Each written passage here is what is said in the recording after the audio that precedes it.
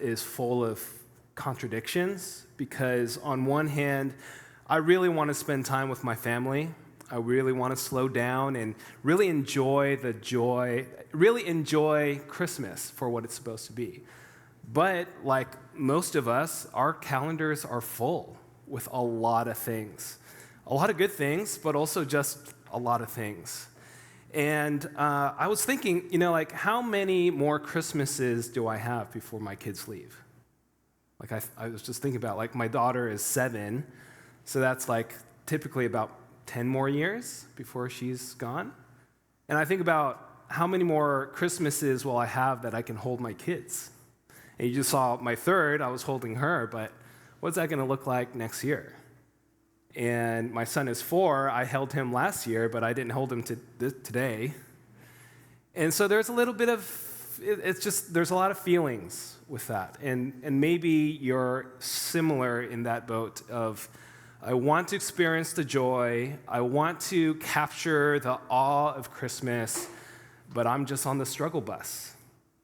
And so maybe this is a message for you because this message is really for me too. And so I just want to share 2 quick perspective changes that I'm trying to rest in for this week and for the upcoming weeks.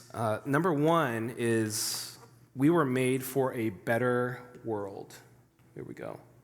We were made for a better world.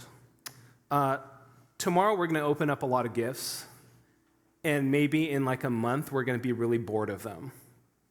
The things that we wanted today or tomorrow, we're going to want the next best thing.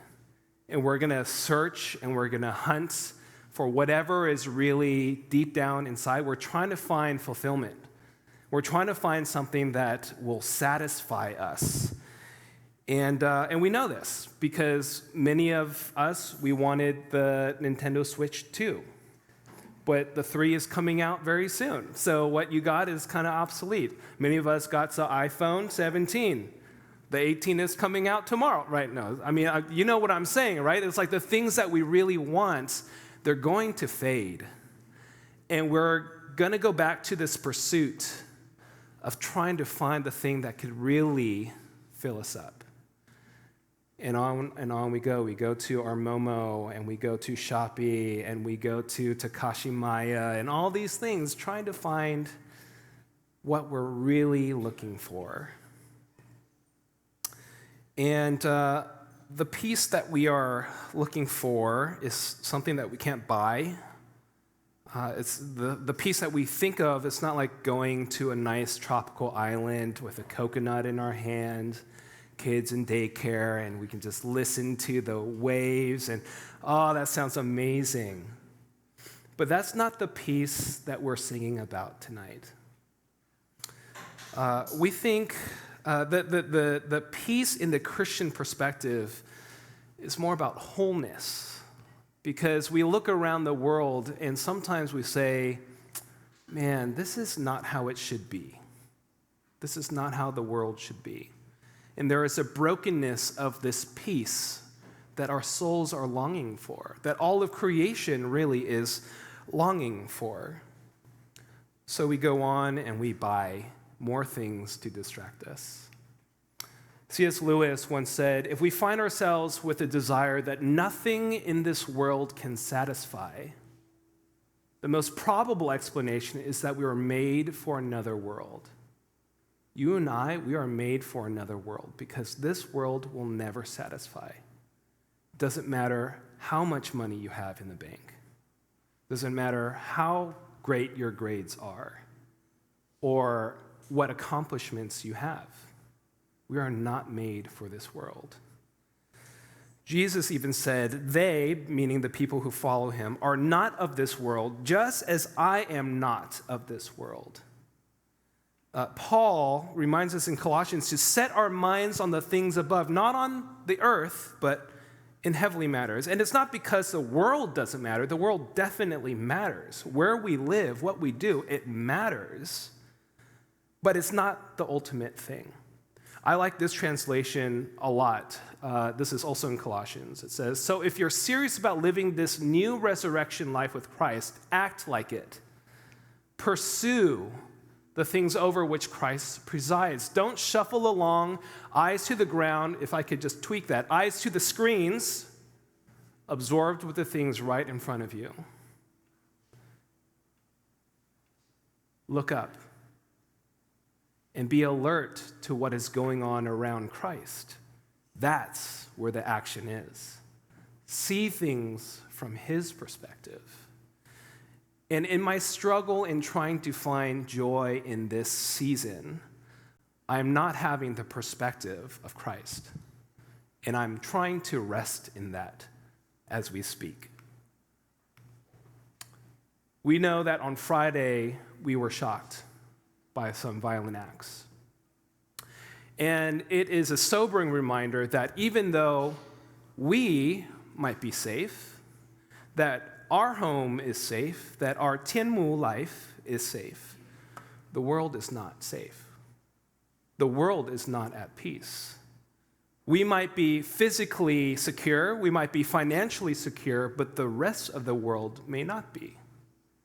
We are not at peace. The peace that we sing about runs deeper than our circumstances.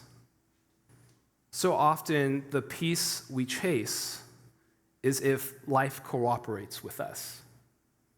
If there is no relational strain, then I can be at peace. If I could just get a little bit more money, then I could be at peace. If my kids can just behave, then I'll be at peace. But that's the kind of peace that this world offers. This dying world offers this peace. And this peace can never last. This world is not at peace. We cannot run away from it by going to some beautiful luxury hotel in an island. We cannot buy peace, and we can certainly not look at politicians to legislate peace. As Christians, we don't try to escape the brokenness of the world. We don't pretend it isn't there. We face it honestly, not because we are especially brave, but because our hope is in Jesus. We acknowledge that this world is not how it should be because we believe God is making all things new. The other world C.S. Lewis is speaking about is a kingdom that we get to be a part of. While global leaders rise and fall, Christ, the King, remains. Just and merciful, full of grace and truth, a King who knows us fully and does not turn away from our failures or the many times we have said no to him in our arrogance and pride. As we learn to live as citizens of God's kingdom, we begin to experience a deeper peace that this world cannot give us, one that sustains us even in chaos and uncertainty. So tonight, we lift our eyes, we look up, and we look forward to the hope to the return of our King. And I know some of you Lord of the Ring fans started to get geeked out here when I said the return, and I'm all for it. Go for it. I'm full support. Our celebration of Christmas goes far deeper than just family time, presents, and good food and good cheer. We were made for a better story. Christmas is an opportunity. It's ultimately an invitation for us to live into a greater story. I hate to break it to you guys, but we are not the main character of our lives. To live as the main character in a world that ultimately does not care about you is not only exhausting, but the consequences of that is poor mental health, living in relational isolation, and this deep yet quiet pain of emptiness. We are much more valuable than that. But as the angel proclaims to the shepherds over 2,000 years ago, that there is great news of great joy for all people. And that news is still alive in this moment, in this room. That the creator of the universe who had made everything good, beautiful, and true, has chosen to dwell with us. Who are we that he would be so mindful of us, that he would descend down here to be with us? We just sang these verses. You clothe yourself in flesh. Why? To draw us near. In sinful men, you've made your hearts your home, which doesn't make sense if we're honest with ourselves, because at the end of the day, there are moments where we do not like ourselves. And if we don't like ourselves, how would a God who is good and all-loving want to live in there? But that's the good news, is that he sees past the ick and says, I choose you. I choose all of you, even in your ickiness, to make your glory known, your redemption near. And so perhaps the most important way we prepare for the King is by opening our hearts to him with vulnerability and trust. This King does not arrive with condemnation, but with unexpected kindness, healing, and affection. And we are gently invited to rest ourselves in that love. I wonder if in this room, your next step is to open yourself up for the first time to Christ. And I say, go for it. What do you have to lose? But maybe some of us in here, it's time to come home to the Father's home. It's time to come home to the Father's house, where you walk in and there's a table for you set, and your Father in heaven wants to have a meal with you and to see how you're doing. So maybe for you guys, this Christmas is a homecoming back to where you belong. But for everyone, no matter our faith journey, it is to welcome his presence deeper within the recesses of our hearts. It is in this posture that we begin to experience what the psalmist describes. In your presence, there is fullness of joy. And from that place, we are finally able to enjoy everything else in its proper place. So in preparing for today, I was put to the test this whole week. I was trying to work through this thing, and it was only about 3 hours that I finished this. And because this week was just a big test, because I think God was saying, do you really believe what you're writing right now? So he put just all these interruptions in my life, and as I said before, it's been a struggle to get to this point for me in my joy in God and in Christmas. And it didn't happen until this morning when I got to go to my son's Christmas Eve celebration at his school. I didn't know what to expect, except it was run by Taiwanese people. And Taiwanese people, they like to do things with a lot of heart, but with little organization. And so I was sitting there, and I was like, okay, I really don't want to be here right now. I have a message to write, but here I am. And so the event opened up with a Christmas pageant where everyone in the school have to go up and down the road to show off their Christmas clothing. And I'm like, oh dear, this is bad.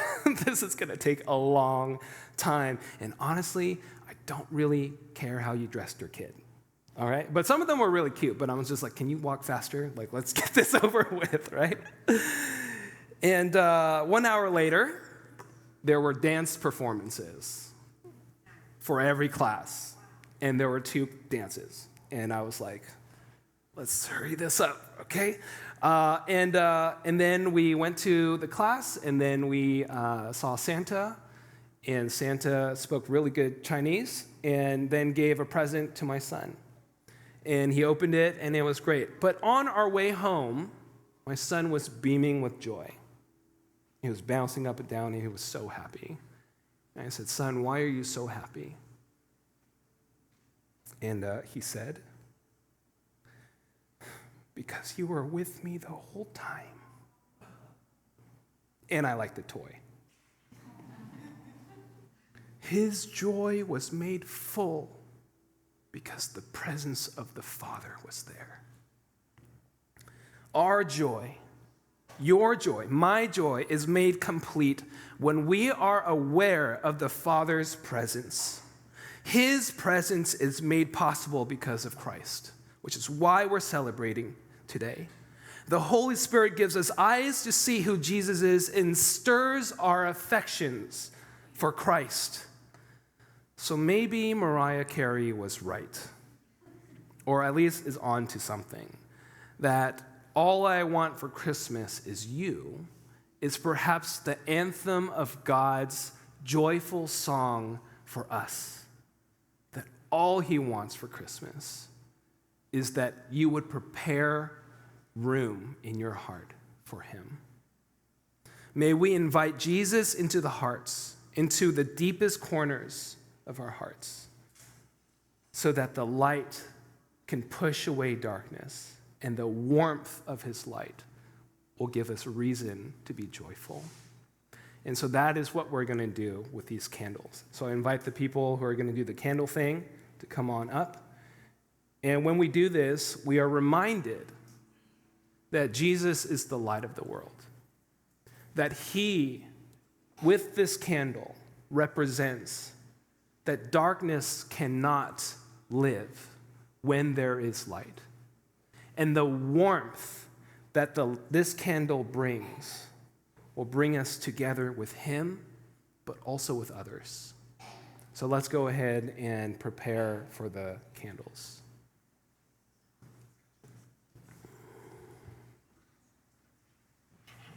So the candles are over here. I would recommend using a napkin so that you're not touching the metal